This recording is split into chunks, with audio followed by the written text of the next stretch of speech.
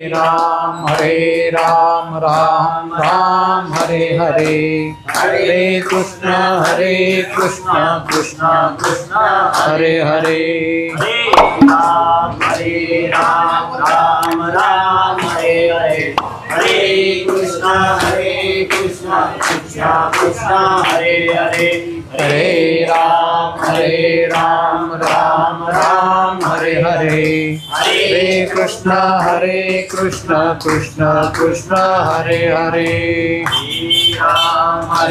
राम राम राम हरे हरे हरे कृष्ण कृष्ण कृष्ण हरे हरे वक्रतुंड महाकाय सूर्यकोटि समप्रभ निर्विघ्नं कुरु मे देव सर्वकार्येषु सर्वदा ब्रह्मानन्दं परमसुखदं केवलं ज्ञानमूर्तिं सर्वातीतं गगनसदृशं तत्त्वमस्यादिलक्ष्यम् एकं नित्यं विमलमचलं सर्वगे साक्षिभूतं भावातीतं त्रिगुणरहितं सद्गुरुं तं नमामि।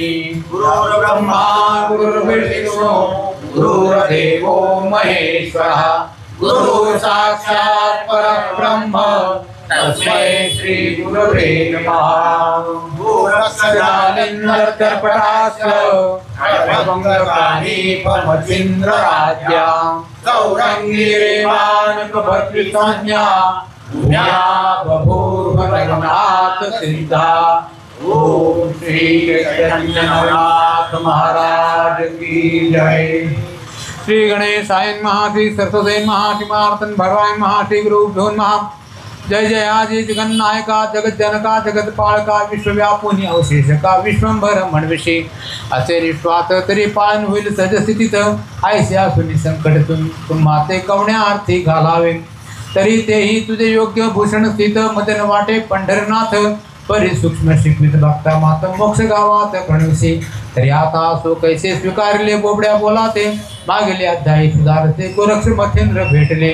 पहिल्यांदा ग्रंथकारांनी गणपतीला नमस्कार केला आणि ते नंतर सांगतात मागच्या पंढरीश पांडुरंग त्यांचे आराध्य दैवत ते त्यांना नमस्कार केला आणि मागच्या कथेची सुसंगत घालतात सांगतात की मागच्या अध्यायामध्ये मच्छिंद्रनाथ आणि गोरक्षनाथ यांची गाठ झालेली गोरक्षनाथ श्रीराज्यामध्ये गेले त्या कलिंगात तमासगिरीबरोबर तिथं जाऊन त्यांचा कार्यक्रम चाललेला होता। त्या कार्यक्रमामध्ये त्यांनी गुरुजींना ओळखलं आणि त्या मृदुंगामधून तो आवाज काढलेला आहे, चलो मच्छिंद्र गोरख आया। त्यांनी चाकाडून पाहिलं, त्यांना काही ते दिसेना। मग मात्र त्या ती मैनाकिनी राणी ती सुद्धा त्या संगीतामध्ये प्रवीण होती, तिला सांगितलं, तिनं ध्यान करून ते ऐकलेलं आहे आणि गोरक्षनाथाला वाजवणाऱ्याला बाजूला बोलवलं, खरं सांग तू कोण आहे। त्यावेळेस गोरक्षनाथ विचार करतात की आता आपला प्रगट होण्याचा वेळ आलेला आहे, म्हणून त्यांनी त्याला सांगितलं मी गोरक्षनाथ आहे, मच्छिंद्रनाथांचा प्रिय शिष्य आहे। भेटले परी एक विचारी गुरु शिष्या सती जवळारी नाना विलास भोगोपचारी भोगता ती सुख सोहळे शैल्यराजे तन्मिनी मुख्य नायिका केलोतळा स्वामिनी मोह दर्शवी गोरक्षा लागून स्वसुद्धा होऊन आगळा आपल्या मुलाच्यापेक्षाही त्यांनी त्या मैनाकिनी राणीने त्यांचा सांभाळ केलेला आहे। मिनीनाथ लहान होते आणि हे गोरक्षनाथ मोठं बाळ असं समजून त्यांनी त्यांचा चरितार्थ चालवलेला आहे। दररोज ते एका दरबारामध्ये येऊन बसल्यानंतर गोरक्षनाथांना बरोबर घेऊन बसायचे, खाणं पिणं बरोबर असं करता करता माय लेकाचा बाप लेकाचा लळा लागलेला आहे। एका मांडीवरती मिनीनाथ, दुसऱ्या मांडीवरती गोरक्षनाथ असे घेऊन मच्छिंद्रनाथ दरबारात बसू लागलेले आहे। भलते से ललितपणे श्री गोरक्षा घाली भोजन निकट मक्षिका बुडवून निज करे जेवितसे नाना दावनी चवने अधिकाधिक कर्मी भोजने ऐसे परिमावली पण नित्य नित्य वाढव। स्वतः तिच्या हाताने मिनीनाथाला जीव घालायची, तसंच गोरक्षनाथांना सुद्धा जीव घालायची। थोडक्यात काय, तो आपला मोठा मुलगा आहे असं समजून त्यांनी त्यांच्याशी व्यवहार चालवलेला आहे। श्रीमूर्ती चांगलपणे महाश्मशानी करी स्थापने तैसा तुमचा वास जाणे दिसत आहे महाराजा। पहा योग धर्मे तुम्ही बैसला निस्प्रहोनी तेणे करून ब्रह्मांड धामी कीर्तिध्वज उभारला। पण मात्र त्यांना गोरक्षनाथांना कुठेतरी खंत होती मनामध्ये का आपण आपले गुरुजी ते येऊन बसले। वास्तविक त्यांनी सुद्धा असं एका ठिकाणी थांबायला नाही पाहिजे। श्रीराज्यामध्ये आज झाले इतके दिवस भरपूर झाले, आता मात्र त्यांनी या श्रीराज्यामध्ये थांबायला नाही पाहिजे, त्यांना आपण इथून घेऊन जाऊ म्हणून ते दररोज थोडा थोडा विषय मच्छिंद्रनाथांना बोलायचे की महाराज तुम्ही इथं राहिले हे काही मला बरोबर वाटत नाही, तुम्ही आता इथून चला, योगाचं आचरण करा, आपण गावोगावी तीर्थयात्रा करीत करीत जाऊ, गावोगावीच्या लोकांना मार्गदर्शन करू. तपश्चर्या आपली जी की आहे ती लोकांच्या कल्याणासाठी आहे. नाथपंथ जो आहे तो आपल्या एकट्यासाठी नाही, तर आपण जो काही मुक्तीचा आनंद सोहळा, त्याप्रमाणे कामदम मोक्षदम चैव, म्हणजे अनेक प्रकारचे व्यावहारिक सुख आपण या शाबरी विद्येच्या मिळवले, तेच सुख लोकांना पण मिळून द्यायचे, पारमार्थिक सुखसुद्धा मिळून द्यायचं, मोक्षावासन मिळून द्यायची, प्रबोधन करत गावोगावी फिरायचं, हे आपलं काम आहे. आणि आपण मात्र इथं श्रीराज्यामध्ये पडलेलो आहोत.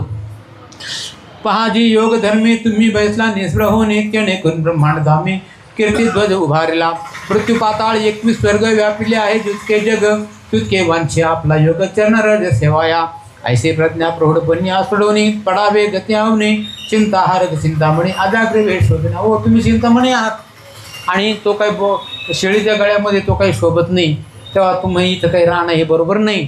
तुम्ही आमच्याबरोबर निघा आणि आपण गावोगावी जाऊन आपलं योग आचरण करू. तुम्ही कोण आहे? तुम्ही साक्षात कविनारायणाचे अवतार आहात, नाथांचे दत्ताचे प्रथम भागी बाळ. नाथपंथ तुमच्यापासून सुरू झाला, प्रत्यक्ष आदिनाथ शंकराने तुम्हाला अनुग्रह दिला आणि तुम्हाला विद्या देऊन ह्या पृथ्वीतलावरती पाठवलं. ते काही श्रीराज्यात रमण्यासाठी नाही. ठीक आहे, इतके दिवस राहिले बरं झालं, पण आता मात्र तुम्ही इथे राहू नका. तरी पाहे कृपाळू महाराजा उभारेला जो कीर्तिध्वजा, ध्रुव मिरवेल ते झपुंज ऐसे करी महाराजा. ऐसे झाल्या आणि कारण तुम्ही पूर्वीचे आहा कोण, आहा कोण कार्य कारण कार्य विचारा. आपण आचरला तपाचरण शुभ मार्गा लावावे जन, धर्मपंथिका प्रज्ञावान जगा माझी निर्बळ. तुमचं तप काय साधं आहे का? 6 महिनेपर्यंत तुम्ही त्या मार्तंड पर्वतावरती राहिले आणि त्या ठिकाणाहून दररोज ते पाणी घेऊन जायचं खाली आणि त्यात एक एक दैवत एकेका दिवशी प्रसन्न करून घ्यायचं. मोठी तपश्चर्या तुमच्या हातून घडलेली आहे.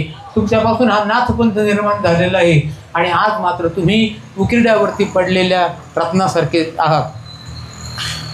ऐसे असता प्रौढपण त्यांना आत राहावे धर्म, मग जगाचे बोल काय म्हणून अर्थार्थी ठेवावे. तरी आधीच असावे सावधान, अर्थार्थी अंगवर्जुन अंगलिप्त मला कारणे तिळतुल्यही नसावे. तेवी तुम्ही दुष्कृत आचरता लोकही आचरती तुम्हा देखता, अवतार दीक्षेला घी माता दोष येईन जाणे. परत तुमच्या अंगामध्ये हा दोष येईन अंगावर. काय ते नाथमचंद्र एवढे मोठे दत्ताचे बाळ, नाथपंथ त्यांच्यापासून सुरू झाला, पण मात्र ते श्रीराज्यामध्ये रमलेले आहे असा आरोप हे सगळे लोक ठेवतील. त्रिभुवनातले लोक जी आज तुमची कीर्ती होती ती कीर्तीला काळीमा लागेल आणि तुमच्या जे आपल्या नाथपंथातले पुढे होणारे साधू संत सुद्धा तुमची निंदा करतील की तुम्ही हे काय चालवलेलं आहे. ओशाळ कोणासाठी कळी काळा ते मारू काठी, निर्भयपणे मही पाठी सर्व वंद्य हो की. तरी महाराजा ऐके वचन सकळ वैभव तेजून, निसंग भावे संगे करून दुःख सरिता करावी. या दुःख सागरातून तरुण आपणही गेलं पाहिजे आणि लोकांना पण तारलं पाहिजे. तेव्हा हे जे तुम्ही ते सद्गुरू पण आहे ते सद्गुरू पण त्या असं श्रीराज्यामध्ये भोगासाठी वेळ घालवण्यासाठी नाही आहे, तर तुमचं हे जे सद्गुरूपण आहे हे लोकांच्या कल्याणासाठी आहे. तूच आम्हा ते सद्गुरू, तुम्ही भवनदीचे तारू, आम्ही त्या तुल्य उतारू पहिलं पारू द्यावे जे. मी तर तुमचा शिष्य आहे, पण माझ्यासारखे अनेक शिष्य तुमचे गावोगावी वाट पाहत आहेत. सामान्य प्रजा जी आहे ती तुमचे गुरुपण जरी तुमचं शिष्यत्व जरी पत्करलं नसलं, पण मात्र तुमच्यावरती त्यांची आढळ श्रद्धा आहे आणि तुमची कीर्ती त्यांच्यापर्यंत पोहोचलेली आहे. तरी महाराजा ऐके वचन सकळ वैभव तेजून, निसंग व्हावे संगे करून दुःख सरिता तरावी. प्रथमते दुःख कारण विषय हस्ते भिजर जोगुण, प्रजा अंकुर येत तर तरुण क्रोध पात्रे हेला बेटवा. हा जो परमार्थ मार्ग आहे त्या परमार्थ मार्गामध्ये रजोगुण तमोगुण हे वैरी आहेत. तमोगुण म्हणजे काय? तर नेहमी कधी पहा झोपलेले, कधी पहा काही पण वाईट कर्म करीत असलेले, त्याला तमोगुण म्हटलेले. आणि रजोगुण म्हणजे काय? तर तो तमोगुणापेक्षा थोडा बरा, पण इष्ट मित्र सगळे सोयरे संपत्ती घरं दारं खरेदी विक्री असा मोठा व्याप वाढून बसणे, तोही काय परमार्थाला फार पोषक असं नाही. त्याच्यातलं पैसा हे साधन फक्त थोडंफार उपयोगी पडेल, पण मात्र तेही परमार्थामध्ये मोक्ष मार्गापर्यंत नेणार नाही. तर या सगळ्या गोष्टी मी तुम्हाला काय सांगाव्या? तुमच्यापासूनच मी हे शिकलो, पण मात्र तुम्ही आज ह्या श्री राज्यामध्ये पडलेले आहात. मग क्रोध यंत्री तृतीय संधी मदकुसुमे क्रियानिधी मदकुसुमाचे संधी मत्सर गंध हेलावे गंधयुक्त ऐक्यता होताची दैव विषय फळता मग विषय फळी अपार महिमता मोहर शोभे विष्ट तसे. तेव्हा हे जे काही भगवंतांनी गीतेमध्ये सांगून ठेवलेले आहे तसंच तुमच्या हातून आचरण घडून राहिलेले. भगवंतांनी काय सांगितलं, कामात क्रोधो बीजायते क्रोध कामात संजायते कामात क्रोधो बीजायते. म्हणजे माणसाला पहिल्यांदा आसक्ती उत्पन्न होते एखादी वस्तू आपल्याला मिळावी, मग त्याच्यासाठी तो प्रयत्न करायला लागतो आणि त्या प्रयत्नामध्ये जर कोणी अडथळा आणला तर त्याचा राग येतो, त्याच्यापासून द्वेष मत्सर तयार होतात आणि असं करीत करीत त्या ठिकाणी त्याचा जो क्रोध आहे, क्रोध हा अनावर होतो. क्रोधामुळं स्मृतिभ्रंश होतो, बुद्धी अस्थिर होते आणि स्मृतिभ्रंशात मग त्याचं सगळंच ते माणूस तो अधःपतनाला जातो. तेव्हा ह्या सगळ्या गोष्टी जे नसावं ते नेमकं तुम्ही करून राहिलेले आहे. बरोबर. मच्छिंद्रनाथ मला विचार करतात की आपल्यापेक्षा पण हे बाळ खूप विद्यावान झालेलं आहे आणि ते खरं आहे. तो म्हणतो ते खोटं तरी काय आहे, आपण सुद्धा याच्यामध्ये राहायला नाही पाहिजे. असं करीत करीत एक दिवस, एक आठवडा, एक महिन्यापर्यंत तो सगळा बोध ऐकल्यानंतर मच्छिंद्रनाथांचं मन सुद्धा विरक्त झालेलं आहे. तेही विचार करतात की आता आपण इथं थांबण्यात अर्थ नाही. तरी आता योग त्रुमा चित्ती निवटोनी विशेषमा सावधपणे योगक्षेमा चिंतामणी विसरावी ऐसे विज्ञापना युक्ती करून तो शिला मच्छिंद्र येते तव निवटोनी विषयभ्रांती विरक्तता उदेली. मग म्हणे ओ गोरक्षनाथा तू जे बोललास यथार्था नेके न पाहता ऐसा वृत्ता भ्रष्ट दैवा दिसेना. तरी आता असो कैसे जाऊ पाहू आपला देश ऐसे म्हणून कर्तळ भाषा गोरक्षका ते दिले. तू म्हणतो तुम्हाला सगळं पडतंय आणि आपण नक्कीच इथून निघू. ते म्हणतात की तसं नाही गुरुजी, निघू असं नाही, मला हातावरती हात ठेवून वचन द्या आणि कधी निघायचं ते सुद्धा सांगा. त्यावेळेला ते म्हणतात की मी आता किलोतळ राणीला हा विषय बोलन, तिच्याकडून मंजूर करून घेईन आणि मग आपण जाऊ. बाक देवनी समाधान चित्ती मेरवी गोरक्षनंदन. मग गुरु शिष्य तिथून उठून पाकशाळे पातले पाकशाळे करून भोजन करते झाले उभयता शयन किलोतळे मेळे मच्छिंद्रनंदन शयने सुगम ते गाय. अशा पद्धतीने 1 महिना झाल्यानंतर ही गोष्ट जेवण खावणं झाल्यानंतर एक दिवशी ते झोपलेले होते. त्यावेळेला त्या किलोतळ राणीला मच्छिंद्रनाथांनी हा विषय सांगितला की तुम्हाला याच्यापूर्वीच सांगितलेलं होतं की बा हा गोरक्ष काही सामान्य माणूस नाही, तो काही मला इथं राहून देणार नाही. आणि तसंच नेमकं घडून राहिलेलं आहे. त्याने मला वेळोवेळी सांगून इथून निघायला प्रवृत्त केलेलं आहे. जातो परी तव मोहिनी घोटाळीत आहे प्राणा लागुनी त्या ते उपाय तरी कामने काय आता करावे. तेरी म्हणे तुमान जाता काय नेईल अवथा मच्छिंद्र म्हणे म्हणजे सर्वता वात्रा माझी भोगली. तेव्हा आता ह्या गोरक्षनाथांनी मला वेळोवेळी सांगितलं मला पण आता जावंच लागणार आहे, पण मात्र काय करू, माझं मन तुझ्याजवळ घोटाळतं आहे. इतक्या दिवस तू काही माया प्रेम जिव्हाळा लावला ते सोडून इथून काही माझी जाण्याची इच्छा नाही आणि तो तर काय मला नेल्याशिवाय राहणार नाही. तेवढ्याला किलोतळ राणी म्हणते हो तुम्ही असं कसं म्हणता, तुम्ही जर गेलेच नाही तर तो कसं काय नेईन तुम्हाला. त्यावेळेला मच्छिंद्रनाथांनी सांगितलं की त्यांनी माझ्याकडून वचन घेतलं आणि मला पण ते वचन द्यावं लागलेलं आहे. तरी आता काय उपाय सरला सर्वस्वी करू काय आय साध्य खुली विनय जीव होय कासाविस. तरी आता ऐकेवतीने उपाय आहे नितंबिने तुवा ती त्याते घ्यावी मोहनी बहुधा आरती करून. तेव्हा आता एकच करा, मी ते वचन देऊन फसलेलो आहे, तो माझ्याकडून वचन घेतल्याशिवाय तो राहीनाच. पण मात्र तू आता एक प्रयत्न कर की त्याला कोणत्याही प्रकाराने इथं मोहून टाक आणि तो इथून जाणार नाही अशी व्यवस्था तू कर. ऐसे भाषण करता उभयता निशा लोटली सर्व असता उपाय मोहाता चिंतन करता गोरक्ष येऊन बोलतसे म्हणे माया ऐके वचन मध्ये करू वाटते तीर्थाटन. तरी मच्छिंद्रनाथा सवे घेऊन तीर्थ आम्ही जात असो. रात्रभर तिनं विचार केलेला आहे की काय करावं, म्हणजे हा इथं गोरक्षनाथ इथंच राहून घेईल, मच्छिंद्रनाथही इथंच थांबतील आणि आपले सगळे हे मनातला विचार यशस्वी होईल. पण दुसऱ्या दिवशी सकाळी उठल्यानंतर हे जे मेनीनाथ गोरक्षनाथ सकाळी सगळं आवरलं सावरलं दरबारामध्ये ते मैनाकीन राणी मच्छिंद्रनाथ एका आसनावर बसलेले असताना ते दोघंही जण आलेले आणि त्या मायबापांच्या पाया पडलेले. ते म्हणतात की आई मला असं वाटतं की ह्या मच्छिंद्रनाथांना आता तीर्थयात्रेला घेऊन जावं. मी विचार करते की आपण बोलण्याच्या आतमध्ये त्यांनी हा विषय काढला, आपलं तर बोलणं दूरच राहिलं आणि म्हणून तिनं सांगते ती की बाळा असं काही त्यांना या काही की नेऊ नको, अरे ते आता वृद्ध झालेले आहे, त्यांनी आता इथं राहणं योग्य आहे. म्हणे माये ऐके वचन वत्सा ऐक तू ज्येष्ठ माझा सूत धरून अलौकिक मम जननी ठसला असे. की स्त्रिया राजसंपत्ती त्या तू शोभसेन नृपती आणि धाकटा बंधू करून हाती शत्रू जिंकेल वाटत. अरे बाळा, मी बोलायच्या आतमध्येच तू हा विषय काढलेला आहे. अरे आम्ही आता म्हातारे झालेलो आहे. हे राज्य कोणासाठी आहे? का आमच्यासाठी आहे का? हे सगळं तुझ्यासाठी आहे. तेव्हा तू इथून जाण्याचा विचार करू नको. हा जो मिनीनाथ आहे याला सांभाळ आणि तुम्ही दोघे जण इथं राहून शांतपणाने राज्य करा. तुम्हाला इथं अन्न, वस्त्र, रत्न, दागिने हे सगळं काही तुम्हाला इथं राहील. मग आम्हा वृद्धांचे दीनपण हरिल बा कोण तुझ्या बिण आणि धाकट्या बंधूचे संगोपन कोण करील तुझे वातुनी. बाळा तुझे वातुनी मनाचे कोण कोड पुरविल गेल्या आम्हे वाक माये वातून नरडे संगोपिता तू असासी. बाधे वारे आमचा सकळ तिलक तू असी राजनायक वीर आड लोटण्याग मग जाई पा. आम्हाला असं कर, तुला जर जायची इच्छा असेल तर आमची आशा सोडून दे. आम्हाला दोघांना पण विहिरीमध्ये लोटून दे आणि मग तू खुशाल जाऊ शकतो. जे येणं केनं प्रकारेनं तो इथून जाणार नाही अशा पद्धतीनं त्यांनी ते शब्द वापरून त्यांना मोहवण्याचा प्रयत्न केलेला आहे. पण गोरक्षनाथ ते अतिविरक्त होते. ते म्हणतात माई तुमच्याशी आम्हाला काही घेणं नाही आणि आमचा जो योग आहे तो योग हा बाहेर आहे, इथं राजवाड्यामध्ये राहण्यासाठी नाही. ऐसे किलो तळे वचन आमाये तू करसी सत्य भाषण परी काय घे तू ते बोलणं वैभव माझे दाखवावे. ती लोके चार खुंट आम्ही असे राजपट तू ते बोलाय अधिक वर्ष काय स्त्रिया ते राहते हे. तुला हे सगळं राज्य तुला घे. इथले सगळे सैनिक, तिथले जे सेवक हे सगळे तुझी आज्ञा पाळतील. त्या स्त्रियांचा तू राजा होशील आणि मिनीनाथ तुझ्यावरती छत्र तांबरे ढाळीन आणि तुला मुख्य राजा म्हणून मान देईन. त्यावेळेला हे गोरक्षनाथ म्हणतात की नाही, की मला याच्यातलं काहीच नको आहे. हे जे काही आहे ते सगळं योग्याला सामान्य आहे. आणि म्हणून सांगितलेलं एका ठिकाणी म्हटलेलं आहे की सगळं सोडून योगी फिरतात ती वनवासी. योगी वनवासामध्ये काय फिरतात? त्यांना हौस आहे का? पण जे ह्या जगामध्ये नाही ते ज्ञान त्यांना शांती, त्यागात शांती अनंतरम. हे त्याग केल्याने त्यांना ती शांती मिळते आणि ती शांती ह्या राजवाड्यामध्ये नाही.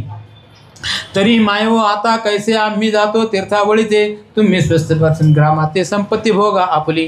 आम्हासी काय संपत्ती कारण आमची संपत्ती योगधारण सुकृत क्रिया आचरण सुखसंपन्न भोगावे. तर आम्हाला फक्त तीर्थयात्रा करीत राहणे, ईश्वराचं चिंतन करीत राहणे, लोकांना प्रबोधन करणे ही आमचं योग आहे आणि हीच आमची श्रीमंती आहे. चित्ती विचारे केलो तळा परम दक्षतेने या बाळा व बरी दाराविषयी घालून गळा यत्न करून अटकावू. हे योजनी म्हणे जाणे तीर्थाची तरी बाह्य काटक घालू तुझी इतका संवत्सरमध्ये पाशी वस्ती करून असावे. तेव्हा आता ही मनामध्ये विचार करतील, आता हा तर हिरेलाच पेटलेला आहे आणि आजच्या आज हे सगळ्या गोष्टी तर निकाल नको लावायला. त्यापेक्षा आपण असं करू की बाळा तू आता काही दिवस थांब, मग तुम्हाला इथून जायला परवानगी देऊ. तेवढ्या काळामध्ये त्या गोरक्षनाथांना आपण गळ घालू, त्याचे लग्नाचा विषय काढू आणि त्याला इथं राहीन कसा असं पाहू. असं म्हणून त्या ठिकाणी ती त्यांना सांगते की काही दिवस तरी इथं थांबा. येरी म्हणे ऐक माते षण्मास लोटले मध्ये येथे आता न राहे कल्पांते तीर्थावळी जाणे की. त्यापरी बोले किलो तळा षण्मास तरी सांगते द्यावी मला थोडक्यासाठी त्यावेळा होऊ नको म्हणजे आई तू काही पण कर, मी काही आता तुझं ऐकणार नाही आणि मच्छिंद्रनाथांना इथं राहून देणार नाही. मला शब्द दे तू कधी मला इथून जाऊन देशील. त्यावेळेला ती म्हणते की अजून 6 महिने तरी राह इथं. अरे आम्ही मागच्या गुढीपाडव्याला आलो आणि इथं आता घट बसायचा दिवस आला, 6 महिने झाले. 6 महिन्यापर्यंत आम्ही इथं राहिलो तरी तू अजून म्हणते जे अजून काही दिवस राहू दे. तर ती म्हणते मग असं होणार करता करता अजून 6 महिन्यापर्यंत राहायचं ठरलेलं आहे आणि त्या गुढीपाडव्याच्या दिवशी येणाऱ्या त्या दिवशी मच्छिंद्रनाथ गोरक्षनाथ तिथून जायला निघतील. मग अवश्य म्हणून तपो करणी क्षणमास वस्तू करू सदनी परी अमुक दिन निश्चय करून ठेवी आम्हा जाव्या. तो दिवस आल्या पाठी आम्ही न वसू मैतळवटी मग यत्न केल्या तुम्ही कोटी फोल होतील माते. मुहूर्त संवत्सर प्रतिपदेस मग न पुसता कोणास तया दिनी गमन तुम्हास भोजन झाले. तिच्याकडे शब्द घेतलेला आहे, येणाऱ्या गुढीपाडव्याच्या दिवशी तुम्हाला या ठिकाणावरून मी बोलवीन, रवाना करीन असं सांगितल्यानंतर त्या ठिकाणी गोरक्षनाथांचं समाधान झालेलं आहे. प्राणी मनामध्ये विचार करते की अजून भरपूर वेळ आहे, 6 महिने काय थोडे नाही. अनेक प्रकारचे उपाय आपण करू आणि ह्या गोरक्षनाथांना मोहून घेऊ. कामना म्हणशील तरी कोण स्मशा असावी मज कारण तरी उत्तम दारात निपुण करून आहेसे वाटते. मग मी मोसुने सहित काळक्रमीन बैसी येथ तो तेथे करून याव्या तीर्थ आपले राज्य सेवाया. काही दिवस गेलेले एके दिवशी केंद्राने गोरक्षनाथांना आपल्या समोर बोलवलं. त्यांच्या डोक्यावरून हात फिरवला, मुख कुरवाळलं आणि म्हणते की बाळा, माझी एक इच्छा पूर्ण करशील का? अरे मला सगळ्यांना आता सुना आलेले आहेत, मलाही असं वाटतं की मलाही सुना असावी. तू मिनीनाथापेक्षा मोठा आहे, तेव्हा आता तुझं लग्न करून देऊ आणि त्या ठिकाणी सुनेच्या सहित मी आनंदामध्ये राहीन. गोरक्ष ऐसे बोल ऐकून म्हणतसे मम जननी, व्याकांता दोन गुरुकृपेने वरल्या आहे धन्य. वरल्या आहे तरी चांग नित्य, भोगितो करून योग. म्हणशील कौन्ना मी सांग तरी कर्ण मूर्ती का त्यासाठी. अरे आई, तू एक काय सांगती? मला 2 बायका आहेत आणि त्या 2 बायका म्हणजे माझ्या कानात असलेल्या ह्या 2 मुद्रिका आहेत आणि त्या योगाचे प्रतीक आहे आणि त्या माझ्या बायका म्हणून मी बरोबर वागवतो. तेव्हा मला आता ह्या हयात असणाऱ्या बायकोची गरज नाही. ऐसे बोलता गोरक्षनाथ केलो तळा बैसली स्वस्थचित्त. म्हणे नाथ हा विरक्त कदा नातळे विषयाते. प्रेम लुटल्या त्या दिवशी आणि की एके दिनी परदेशी, एक शैली उत्तम राशी सेवे लागी पाठवली. भोजन झाल्या रात्री निर्भर शैली संचरले ते मंदिर. अतिउत्तम अनृत सारी पाठक करे कवळून या पातळी. त्यांनी एका दासीला बोलवलेलं आहे. काही दिवस गेले आणि काही दिवसानंतर त्या राणीने एका दासीला बोलवलं. सुंदर अशी ती दासी होती. तिला सांगितलं ते नाथ आता झोपायला गेलेले आहे, रात्रीचा वेळ झालेला आहे, हा सारीपाठाचा पट घे आणि त्यांच्याबरोबर जाऊन तू सारीपाठ खेळ गोरक्षनाथांच्या बरोबर. आता त्यांना हे पण सांगण्यात आलेलं आहे त्या दासीला की नुसता सारीपाठ खेळायचा नाही, सारीपाठ तर कोणी पण खेळतं, पण मात्र तुझ्या अंगी जे कौशल्य आहे ते कौशल्यपणाला लाव आणि त्यांना मोहून घे आणि ते इच्छत राहतील तुझ्यामध्ये त्यांचं मन गुंतेल अशा पद्धतीची तू कृती कर. मग ती त्याप्रमाणे तो सारीपाठाचा पट घेतला तिला आणि ती तिथं आलेली आहे. तरी खेळ खेळू एकट भावे ऐसे उदेले माझ्या जीवे. येरी म्हणे अवश्य यावे पूर्ण काम न कराया. ऐसे म्हणताने तनबेनी सारीपाठ पसरून निकट येऊन परिद्यूत खेळता शुभाने नेत्र बाण खोती. जसे हो मोठे मोठे लोक घायाळ झालेले स्त्रियांच्या संपर्काने, तर हे गोरक्षनाथांना तुम्ही सहज मोहून घेईन असं म्हणून ती गेलेली आहे. आणि गोरक्षनाथांना तिनं सारीपाठ खेळण्याचं आवाहन केले. गोरक्षनाथ म्हणता हो जरूर खेळू म्हणून त्यांनी सारीपाठमध्ये मांडला. दोघा बाजूने 2 बसलेले आहे आणि ते कवड्या एकमेकांशी टाकू लागलेले आहे. आता कवड्या खेळण्यामध्ये हे फक्त निमित्त आहे, पण मात्र गोरक्षनाथांना मोहन करण्यासाठी ती अनेक प्रकारचे हावभाव करते, वेगवेगळ्या प्रकारचे अश्लील चाळे करते, त्याचप्रमाणे डोळ्यांनी त्यांना खुणावते आणि हे सगळं झाल्यानंतर हे गोरक्षनाथ मात्र त्याच्याकडे काही लक्ष देत नाही. ऐसे बोलत अनेक करणे दाखवित असे नितंबेने मवळीचा तिरपदर काढून भूमीवर सोडत असे. उघडी एक ती जाणू करून दावी आपले नग्नपण, तरी तो विरक्त गौरनंतर विषयातळी हातळणे. एवढंच नाही, तिनं आपले दोन्ही मांडीवरचे वस्त्र वरतीपर्यंत केलेले आहेत. लज्जा रक्षणापुरतं फक्त ते राहिलं. दोन्ही मांड्या उघड्या दिसल्यानंतर तरी आपल्याला वश होते म्हणून ती त्यांच्याकडं आशाळभूतपणाने पाहून राहिलेली. पण मात्र गोरक्षनाथ हे विरक्त होते, त्यांनी त्याच्याकडे अजिबात लक्ष दिलेलं नाही. सारीपाठाचा खेळ रंगलेला आहे पण मात्र तिचं काही कार्य सिद्ध झालेलं नाही. थकली ती आणि तिनं विचार केला की आपण त्यांच्या नादी लागण्यात काही अर्थ नाही. मग ती आपले तिथी श्रमण राहती झाली दीनवदन. किलोतोळे ते वर्तमान सर्व सांगून गेलीसे. यावरी किलोतोळा संपत्तीचे गोरक्षा दावी भलते मिसी. रत्नमुक्त माणिक राशी शृंगारादी हातात जाऊन सांगितलं तिनं किलोतोळा राणीला की बाईसाहेब भले भल्यांना मी जिंकलं पण मात्र गोरक्षनाथ काही मला हाताळलेले नाहीत, तेव्हा इथं माझी माघार आहे, तुमचं काय असेल तुम्ही पाहून घ्या असं म्हटल्यानंतर ती राणी पण मनामध्ये नाराज झालेली आहे. तिनं दुसरा एक विचार केला. एक दिवशी गोरक्षनाथांचा हात धरला, खजिन्यामध्ये घेऊन गेलेली आहे. ती जी खजिन्याची खोली होती त्याच्यामध्ये अनेक रत्न माणकं पैसे अडके सोन्याच्या चांदीच्या विटा हे सगळं दाखवलेलं. त्याला ते सांगते की गोरक्षनाथ अरे हे सगळं तुझं आहे, हे सगळं तू वापर, याच्यापासून अनेक प्रकारचे कपडे तू परिधान कर. पण हे रजोगुणी नव्हते. गोरक्षनाथ म्हणतात की बाई मला काहीच नको याच्यातलं, आम्हाला फक्त वेळ झाल्यानंतर इथून जाऊ दे. आयशा युक्ती प्रयुक्ती करता निकट वृत्ती आली ततता. मग किलोतोळे ते मोहे चित्ता नित्य हंबाळा येत असे. मिनीनाथ जवळ घेऊन नेत्री लोटले अपार जीवन. ते आणि शल्यासुखी पाहून दुःखी होती तैशाची. मग मात्र किलोतोळेला कळून चुकलं आपण केलेले हरेक उपाय हा निकामी झालेला आहे. मग तिला खूप दुःख व्हायचं. ती मिनीनाथाला पोटाशी धरायची आणि रडत रडत बसायची. हे त्यांचे जे तिथल्या दासी सेविका राजदरबारातल्या स्त्रिया यांना ते काही बरं वाटायचं नाही. ते येऊन त्यांना धीर द्यायचं की बाई तुम्ही काही काळजी करू नका, अहो आम्ही आहोत ना, आम्ही सगळ्या प्रकाराने प्रयत्न करू आणि गोरक्षनाथ इथं कसं राहतील त्याची व्यवस्था करू. त्याच्यावरती मात्र त्या किलोतळा राणीचा अजिबात विश्वास राहिलेला नाही. असं करता करता 1 महिना गेला, 2 महिने गेले, 4 महिने गेले, 5 महिने गेले, 6 महिने गेलेले. आज अमावस्या आहे आणि उद्या गुढीपाडव्याचा दिवस आहे. उद्या गुढीपाडव्याच्या दिवशी सगळे लोक आनंदामध्ये उठलेले आहेत, कारण की नवीन सण आहे. तो नवीन सणाच्या दिवशी सगळे उत्साहामध्ये राहतात.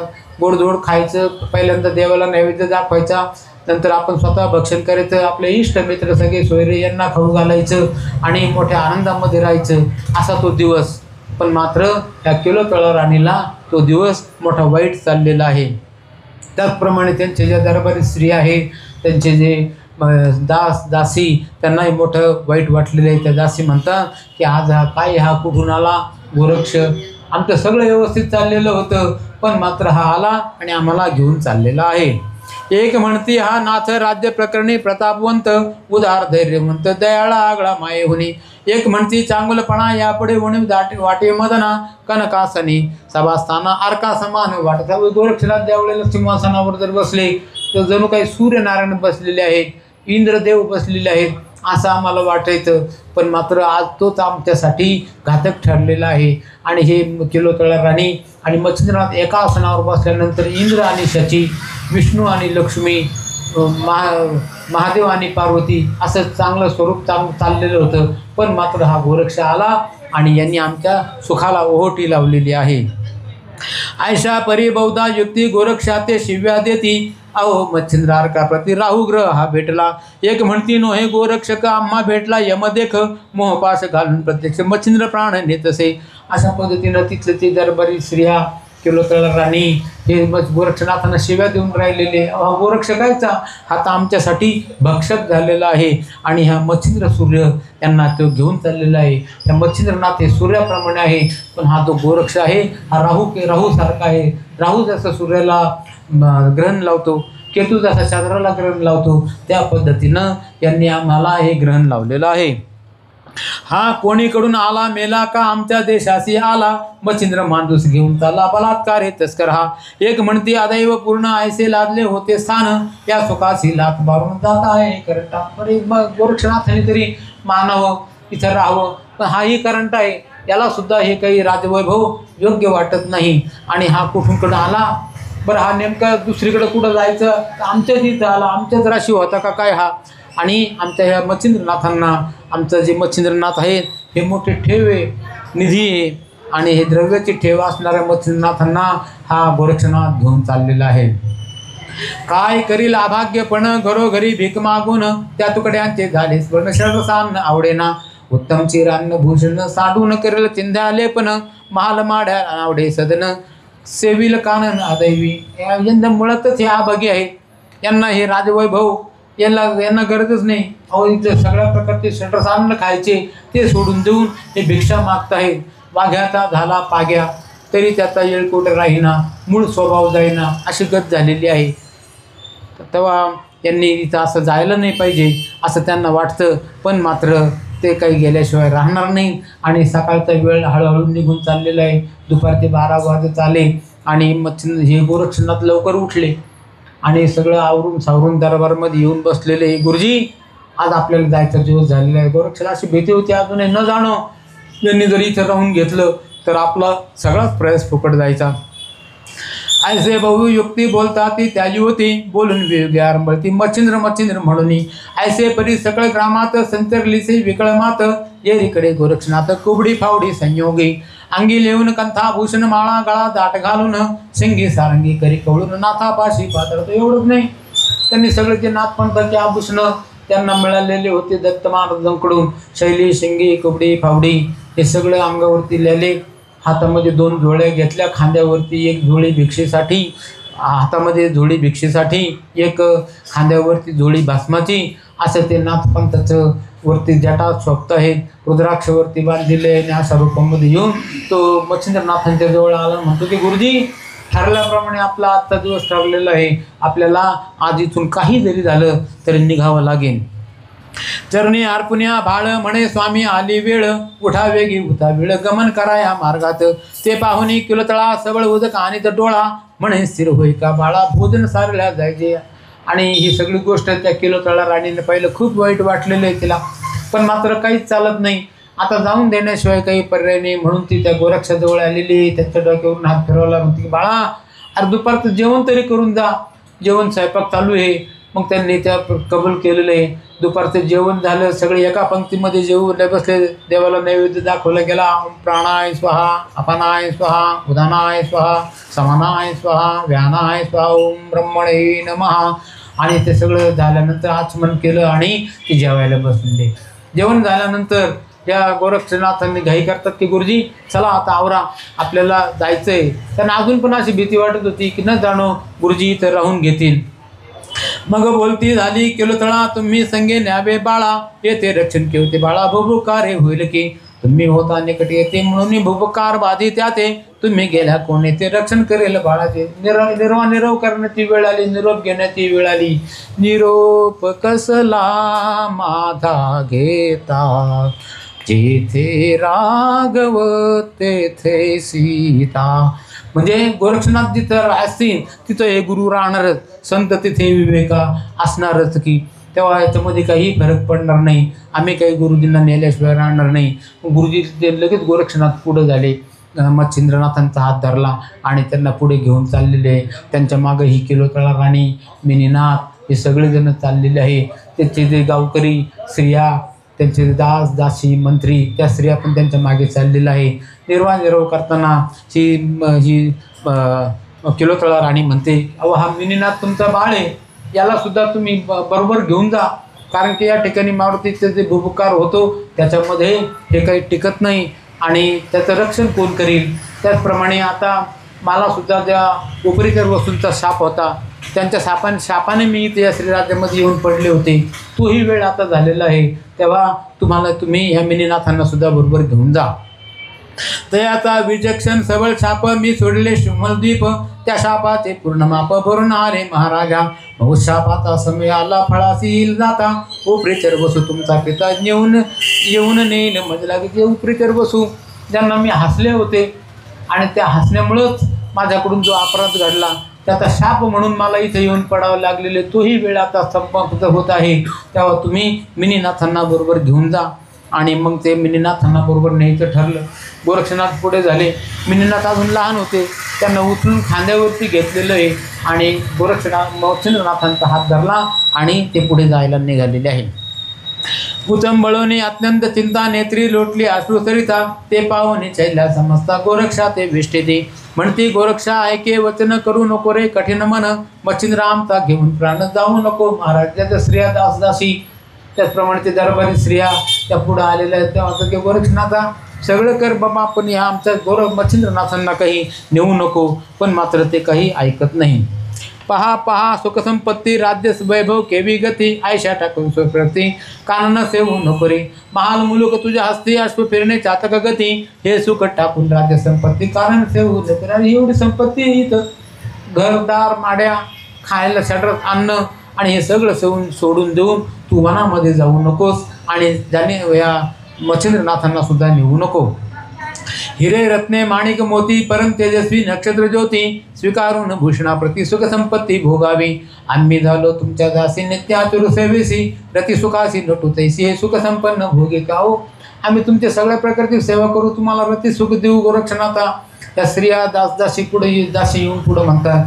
पण गोरक्षनाथ म्हणतात की आम्हाला त्याची काही गरज नाही. आम्ही जती तापसी आहोत आणि आम्हाला गेल्याशिवाय पर्याय नाही.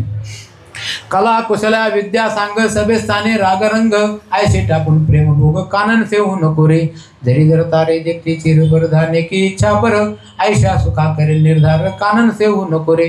जडित रत्न हेम शृंगार भूषणिक मनोहर, आयशे टाकून सुख मनोहर कानांना जाऊ नको रे. हे सगळं सोडून देऊन तुम्ही मच्छिंद्रनाथांना घेऊन या जंगलामध्ये जाऊ नका, असं ते वेळोवेळी सांगतायत. अहो इथं तरी खायला सगळ्या प्रकारचे भारी भारी अन्न आहे. तिथं काय तुम्ही कंदमुळे खाशाल फक्त आणि त्याच्याने तुम्हाला कसं सुख होईल. पण मात्र गोरक्षनाथ ते काही ऐकत नाही.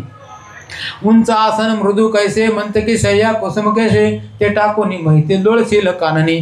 तरी गोरक्षा मनुष्य देही वृत्ती आणि विवेक प्रवाही राज्यासनाचे सुख घेई सकळमयी भोगी का राज्याचं सुख घे.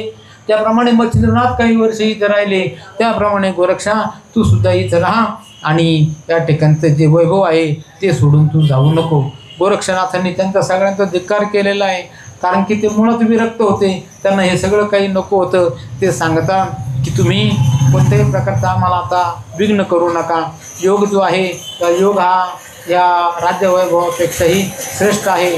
आमचं जे लक्ष आहे ते त्या आत्मस्वरूपाला लागलेलं आहे. अलख निरंजन. अलक्ष निरंजन म्हणजे काय, का त्या जे जिथून आपली उत्पत्ती झाली अव्यक्तातून ते आत्मस्वरूप जे आहे त्याच्याकडे एक ताण त्याने लक्ष लावणे, त्याला अलख निरंजन असं म्हटलेलं आहे. असं म्हणून त्यांनी अलख आवाज केलेला आहे आणि त्या स्त्रियांना मागे सारून ते निघायच्या प्रयत्नात आहे.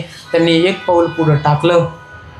मग किलो तळे ते करुणी नमन स्कंदे व्हायला मच्छिंद्रनंदन मच्छिंद्र सवे घेऊन ग्रामाबाहेर पयाला. परी किलो तळेने गोरक्षकाशी चोरून कनक विटा आणली भांडारातून मच्छिंद्रनाथ करी ओपून बसून डोळे टाकली. अनेक पावलं ते पुढे गेल्यानंतर राणीने एक वीट आणलेली होती एका पिशवीमध्ये बांधून. ती सोन्याची वीट त्यांनी ह्या मच्छिंद्रनाथांच्या जोडीमध्ये टाकलेली आहे. परी मच्छिंद्राचा मोहे करून घोटाळती पंचप्राण नेत्री अपार आसू जीवन मोहे नयन वर्षत. मग गावाबाहेर मैना किनी माथा ठेवी नाथाचे चरणे गोरक्ष हृदय कवळून निर्वित निर्व करायला लागलेली ती राणी. पुढे येऊन ती म्हणते की गोरक्षा, अरे नाथ आता वृद्ध झालेले आहे, त्यांना वेळोवेळी भूक लागते, त्या तहान लागते, त्यांचं तू लक्ष ठेव. बारे मच्छिंद्रा शांतीचा आचळू परी फारती असे भुकाळू. तरी मच्छिंद्राचा सुदानोळू बाळा समान जाणारे. जसे मिननाथाचे लहानपण त्याचे रीती मच्छिंद्राचे मान. हे उभयत आहे दक्षिण तुझे ओटीत वाहिले. यांना वेळोवेळी भूक लागती, तहान लागते. जसे आपण लहान बाळाची काळजी घेतो, पाणी पाजतो, त्यांना अन्न खाऊ घालतो, जे खाता येईल तेच फक्त घालतो, त्या पद्धतीनं तू यांना वेळोवेळी पाणी पाजत राहा, वेळोवेळी अन्न खायला देत राहा. या परी तू ते सांगू किती तू जेथे असती सर्वज्ञ मूर्ती सच्चित ऐसे शिष्य म्हणते कारण भक्ती पाहुनी. ऐसे होतून किलो तळा मिठी घाली गोरक्षकाळा म्हणे बारे तिथे वेळे वेळा गिरविते जीवा धरिबा. अरे तू मोठी कीर्ती केलेली, गुरूंना वडा खायचा होता म्हणून तू डोळा सुद्धा काढून दिला आणि त्याचप्रमाणे इथे येऊन सुद्धा तू विवेक बुद्धी स्वीकारली आणि मच्छिंद्रनाथांना तू इथून घेऊन चालला. हे तुझ्या दृष्टीने बरोबर आहे, पण मात्र आम्हाला मोठ्या दुःखात तू लोटलेला आहेस. ऐसे म्हणून आंबरडा फोडित परमाट्टा हासे शब्द करीत म्हणे आता कैसा नाथ निज डोळा देखन मी. ऐसी मोहाची उभई वार्ता तो गोरक्ष होऊन पाहे चित्ता वेगे निघावी ना तरी ममता मच्छिंद्रा ते दाटील. खूपच ती गयावया करू लागलेली आहे आणि गोरक्षनाथ मनात विचार करतात की जर असं जर ह्या माया मोहामध्ये जर आपण वेळ घालवला तर न जाणो गुरुजी तर राहून घेतील आणि मग मात्र आपला मनोरथ काही पूर्ण होणार नाही. तिला मग आराम पडायला लागलेली किलो तळा राणी जमिनीवरती अंग टाकून देऊ लागली, माती खाऊ लागलेली आहे आणि जमिनीवर डोकं आपण म्हणते की हे मी काय असं वाईट केलं होतं म्हणून हे जे माझं सुखाला दृष्ट लागलेली आहे. गायी समान आंबरडा मारित हस्ते वक्ष स्थळपिटीत म्हणे आता मच्छिंद्रात दृष्टी काय सापडेल. ऐसा मच्छिंद्र गुणी सदा शांत म्हातारपणे दयाब्धी कृपानिधी पूर्ण कोठे पाहू मच्छिंद्रा. म्हणे बाई गे शकीनाथ तैसा आपणा माझी मिरवत ऐसा स्वामी दयावंत कोठे पाहू दृष्टी. मोठ्या मोठ्याने आवाज देऊन ती शोक करायला लागलेली आहे. अहो हे मच्छिंद्रनाथ प्रत्यक्ष इंद्र होते आणि मी शची राणीच्या प्रमाणे त्यांच्याबरोबर राहिले, पण आज मात्र ते ह्या गोरक्षनाथ चोरासारखा आला आणि मच्छिंद्रनाथांना चोरून घेऊन चालला. हा म्हणजे कृपणाचे धन गोरक्ष तस्करे नेले चोरून आता नाथे कठीण मन कैसे केले मजविषयी. हा म्हणजे वत्साचे अब्धी जीवन गोरक्षगण गेला गिळून कि माझ्या अंधाची काठी हिरून गोरक्षक निर्दय. हा तो गोरक्ष नाही, हा चोर आहे. त्यांनी माझ्या गुरुला माझ्या जे सौभाग्य आहे मच्छिंद्रनाथ त्यांना चोरून घेऊन चाललेलं आहे. आम्ही आंधळे होतो, मच्छिंद्रनाथ आमची काठी होती, पण ह्या आंधळ्याची काठी या मच्छिंद्रनाथ रूपी ते घेऊन चाललेले आहेत. अगेरा सभे स्थानी कनकासनी जेवी बैसला दिसे चरणी आता ते आसन वसन पाहून पाठी लागेल घे माये. आगे राजवैभव सकळ भार माते वाटतसे नगर आता माझा नाथ मथिंद्र काही पाहिजे. खूप मोठा श्लोक मांडलेला आहे ना की आता हे सगळं वैभव इथं राहील, खाणं पिणं अनेक प्रकारचे वस्त्र सोनं नाणं, पण मात्र त्याच्यामध्ये नाथ मच्छिंद्र नाही. बाई गे बाई निजता सैनिक काय सांगो त्याचे करणे 3 वेळामध्ये उठवून तानेली ती म्हणतसे. मग आपले करी उदक झारी लावी माझे उदक पात्री उदक पाहून कृपा गात्री जठर माझे चाके तसे. रात्री बेरात्री उठून त्या केलोतळा राणीचा समाचार पुसायचे की तुला तहान तर लागली नाही ना, त्यांना पाणी पाजायचे. त्याचप्रमाणे उदर तिथं चापून पाहायचे आणि भूक लागली असेल तर तू काहीतरी खाऊन घे असं म्हणायचे. म्हणजे त्याचे पूर्वी जे भोगविलासाच्या गोष्टी तिला आठवायला लागलेल्या आहेत आणि त्या स्पष्टपणाने तोंडाने बोलून ती रडू लागलेली आहे. कारण की रडणं जे आहे हे जर विना शब्दाचं जर रडलं तर त्याचे मोठे दुष्परिणाम होतात. राग जर नुसता आला, तो राग जर गिळला त्याचे पण दुष्परिणाम आहेत. त्याच्यामुळे राग जरी आला तर काय असेल ते स्पष्टपणाने बोलून टाकावं, निदान त्याचे वाईट परिणाम तरी होणार नाही. व्यवहार दृष्टीमध्ये काय खरं काय खोटं हा भाग नंतरचा आहे, पण मात्र सध्याचे जे दुष्परिणाम होणारे आहेत ते त्यावेळेला टळतील. त्याचप्रमाणे शोक करीत असताना सुद्धा जर आपण नुसतं न बोलता जर शोक केला जर रडू गागू लागलो तर त्याचेही दुष्परिणाम होतात. मग त्याच्यापेक्षा आपले जे पूर्वीचे लोक त्याच्या वेळेला असं काही दुःखाचा प्रसंग यायचं तर त्यांना दुःख अनावर व्हायचं आणि त्या अनावर झालेलं दुःख ते शब्दामध्ये बोलून रडून गागून त्यांचा तो भार हलका करायचे. मग आपले रिक्त जठर लागतात त्याते म्हणते असे कृताक्रांते मग पातारोनी परिचारके ते बळेचे भोजन घालीत असे. ऐशा मोहाची दया कोटी वागवित होता आपले पोटी अति निर्दय होऊन शेवटी अति उत्तम होऊन शेवटी कैसा सोडून गेला. ऐसे बोलून वागोत्तर मस्तक आपटी तसे महिभर मुखी मृत्तिका वारंवार घालून अंबरला फोडतसे. आता ते दुःख इतकं मोठं होतं ते परत दुःख शीतळ राहतं. तुम्हाला जे दुःख आहे ते मला नाही, मला जे दुःख आहे यांना नाही, यांना जे आहे ते त्यांना नाही. आणि मग आपण म्हणतो की काय त्याच्यामध्ये शोक करता. अरे पण ज्याला दुःख झाले त्याला माहिती येते काय अडी अडचणी आहेत त्या. ऐसे बोलणे वागोत्तर ऐशा सक कहाणी उपरी वसूच्या पडली कानी विमाने बसून ते पाशी पातला विमान ठेवून ते आवने निकट पातला कृपे करून निकट येता झाला पाणी बणे पापिणी हे काय. ही जी गोष्ट आहे ती उपरी वसूंच्या कानावरती गेलेली आहे. तेही त्याची वाटच पाहत होते आणि त्यांच्याकडे ते काम होतं. या केलोतळा राणीचा सापाचा वेळ संपला, उत्साप आता तिला मिळणार आहे आणि आपण तिला घेण्यासाठी जावं.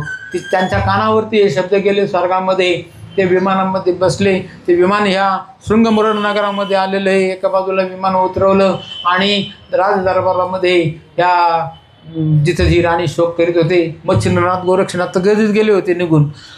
मग ती जी शोक करीत होते तिच्याजवळ आलेले उपरीतर बसू हे मच्छिंद्रनाथांचे वडील होते आणि त्यांचे हिसून लागत होते केलोतळा राणी. आणि मग त्यांचं ते काम होतं त्यांची जाऊन सांत्वना करणं. सगळेजण सांत्वना करायला येणार नाही, पण जे आपले माणसं आहेत नाते संबंध इष्ट मित्र सगळे सोयरे यांनी सांत्वन केलं पाहिजे. आणि जर त्या सांत्वन करण्यामुळं त्या माणसाचा दुःखभार हलका होतो. गेलेला माणूस तर काय परत येत नाही, पण मात्र त्याचा दुःखभार हलका होतो आणि ते दुःखभार हलका करण्याचं काम यांच्याकडे आलेलं आहे. ते कर्तव्य त्यांनी चोखपणाने बजावलं. स्वर्गामधून विमानामध्ये बसले, इथं आले, विमानातून उतरले आणि ह्या राणीकडे केलोतळा राणीकडे म्हणतात, अरे तू हे काय करू राहिलेली आहे, हे शोक करणं तुला काही शोभत नाही. तू स्वर्गवासिनी शुभाननी येथे आली शापे करुणी ते शाप मोतन घे येथून झाले आहे सुखमानिका. मग करे कुरवाळून केलोतळा भरता झाला हृदय कमळा आसू डोळा पुसून ते वेळा सदना माझी आणि तसे. मग त्यांनी त्याच्या डोक्यावरतून हात फिरवला, मग कुरवाळलं, हा शोक आता करू नको, झाली घटना ही होणारीच होती आणि तू काही सामान्य नाही, तर तू शिमल द्वीपाची राणी होती. त्याचप्रमाणे स्वर्गामध्ये राहणारी मेनकिनी होती आणि हे तुला तुझ्या त्या अपराधामुळे ही वेळ आलेली होती. तो वेळ आता संपलेला आहे. आणि मग तिनं असं संबोधन करून तिला राज दरबारामध्ये महालामध्ये आणलेलं आहे आणि अनेक गोष्टी त्या सांगितलेल्या आहेत. त्या अनेक ज्या गोष्टी सांगितल्या त्या आज सांगता येणार नाही, तो एक स्वतंत्र मोठा विषय आहे. ते ग्रंथकार सांगतात आता त्यांनी त्यांना काय काय सांगितलं, काय काय बोध केला वगैरे ज्या घटना आहे त्या पुढच्या अध्यायामध्ये येतील. भक्तिसार उत्तम ग्रंथ ऐकता होय पुण्यवंत तरी श्रोते देऊन चित्त ग्रंथ ऐकावा. नरहरी वंशी धोंडे सुत अनन्य तुम्हा शरणागत मालो ऐसे नाम द्या ते संत कृपेने व्यापले. तसे श्री भक्ती कथा सार ग्रंथ स्वये बोलला पंढरीनाथ सदा सत्य सज्जन परिसोत ईश्वर कृपे करुण्या स्वस्य श्री भक्ति कथा सार संमत गोरक्षकाव किम्यागार सदा परिशोध भाविक चतुर 21 गोडहा श्री गोपाल कृष्णार्पणमस्तु शुभं भवतु श्रीरस्तु श्री गणेशाय नमः श्री सरस्वती नमः श्री मार्तन भरवाय नमः श्री गुरु नमः जय जय जी कमला कांता कमल नाभा कमलोद्भव पिता कमल पत्राक्षा दुःखार्ता पुढे ग्रंथ रसाळ बोलवी भक्तिसार ग्रंथ हा रत्न बोलवी श्रोत्यां कारण मागील अध्यायी गोरक्षनंतर मच्छिंद्र घेऊन गेलासे नेला तरी केलं तळा पडालेसे शोकाचे जळा ते उपरी सर्व सुतरणी आगला काढावया पातला सावर बोधाचे बांधून सांगळी शोकाब्धीत घातली उडी शब्दार्थी मारून उडी धैर्य कासे धरेले धरल्यावरी बाहेर काढून म्हणे माय व सावधानी शोक सांडिया शाश्वत गणी शाश्वत काही नाहीच विठ्ठल विठ्ठल चिंतन श्री गुरुदेव दत्त ओम श्री चैतन्य नवनाथ महाराज की जय साईनाथ महाराज की जय सर्वदा योग तुझा घडावा जे कार्य मी देह माझा करावा वेशू नको गुणवंता अनंता प्रभू नायका मागणे हेच आता ज्या ठिकाणी मनदाय माझे त्या ठिकाणी निज रूप तुझे विटे विटो मस्तक ज्या ठिकाणी तेथे तुझे सद्गुरु पाय दोन्ही जय जय रघुवीर समर्थ कवरधार विठ्ठल श्री ज्ञानदेव तुकाराम पंढरीनाथ महाराज की जय ज्ञानेश्वर महाराज की जय गुरु तुकाराम महाराज की जय सराणा शिवचंद्र मौली माता भृकुटे गलाळी कारुण्य सिंधू भवदोषहारी दीन शंभो मजको नकारी निरंजन हरे